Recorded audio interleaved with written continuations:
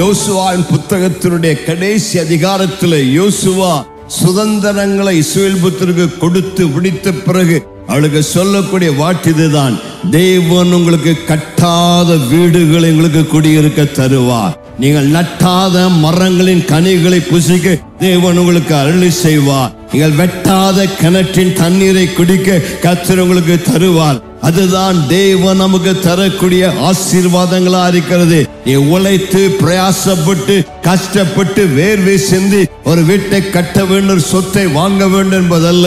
கர்த்தர் இஸ்ரவேல் ஜனங்களுக்கு செய்தது என்ன? அவர்களை கானான் தேசத்திலே பாலும் தேனும் ஓடுகிற தேசத்திலே அந்த வீடுகளை கொடுத்தார், நிலங்களை கொடுத்தார், வயல்வெளிகளை கொடுத்தார், ஆசீர்வாதத்தை கொடுத்தார். அது தேவனால் உண்டான தயவா இருக்கிறது. தேவனுடைய ஒரு நிமிட கிருபையானது வாழ்நாள் முழுவதும் உழைத்து சம்பாதிப்பதை விட மேலானதாக இருக்கிறது. கர்த்தருக்கு மகிமை உண்டாவதாக.